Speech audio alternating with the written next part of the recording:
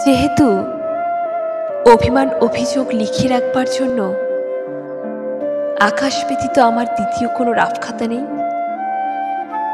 নেই নোট খাতার মতন একান্ত ব্যক্তিগত কোনো প্রিয়জন, সেহেতু আমার দুঃখবোধ শোনার জন্য কেউ কান পাতেনি, এগিয়ে আসেনি দুপা।